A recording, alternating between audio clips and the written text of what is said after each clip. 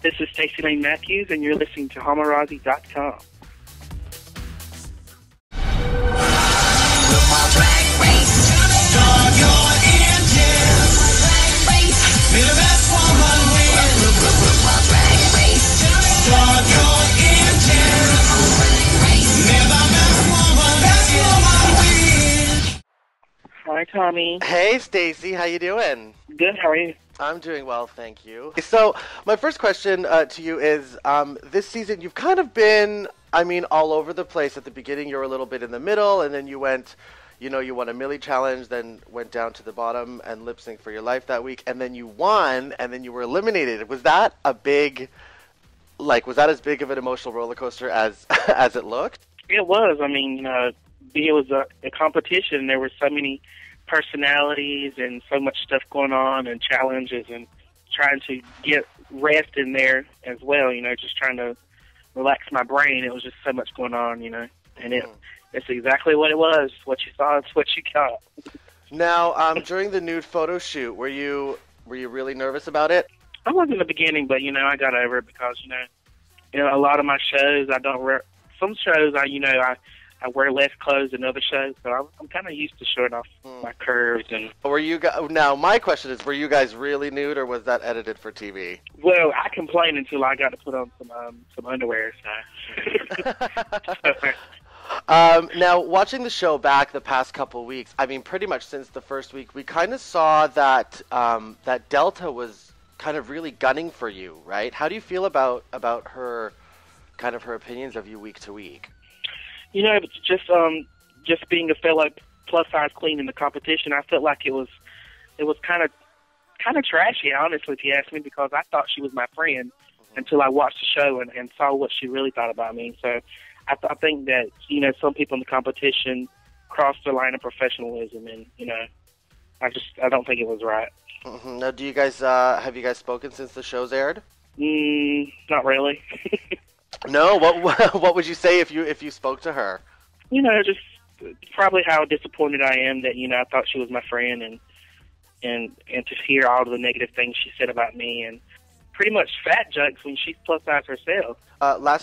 During last night's show, when you guys were designing your outfits, I know you called Manila over and you talked to her a little bit about how it felt from being on the top and then all that pressure.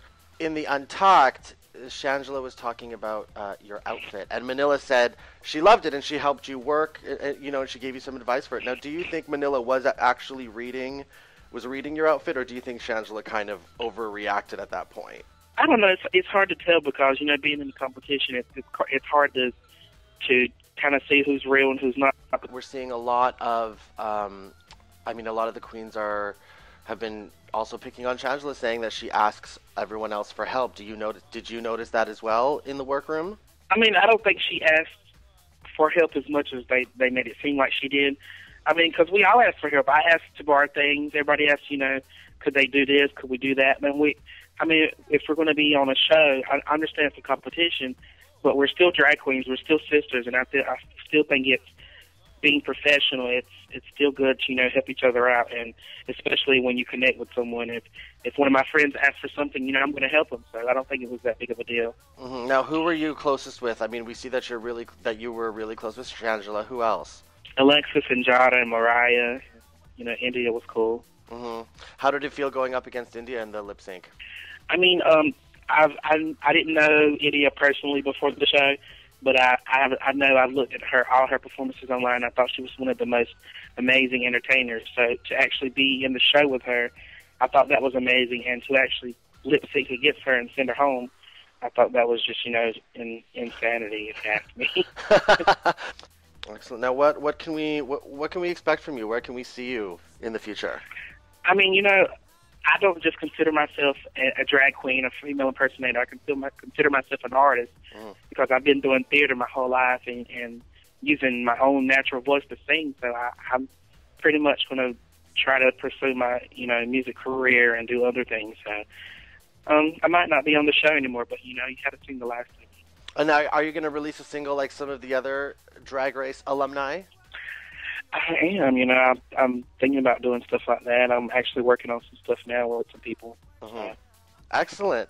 Okay, now, during the Untucked last night, where did you go when you left the room after your argument with Shangela? I'm curious.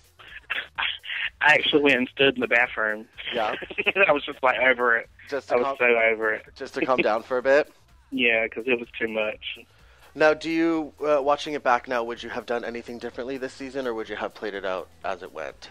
I think I would have spoken my mind a whole lot more because I was a little bit reserved because I did not want to portray myself to be a negative person because I'm not, because I'm an entertainer. Mm-hmm. I'm professional, you know, and a lot of girls did not portray themselves that way, and I did not want to be categorized in that group with people who are catty and unprofessional. So I think that's the only thing I would have probably spoke up a little bit more.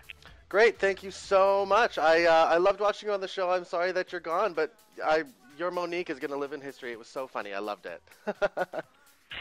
Hopefully she saw it. So. Oh, yes, absolutely. Wouldn't that be great?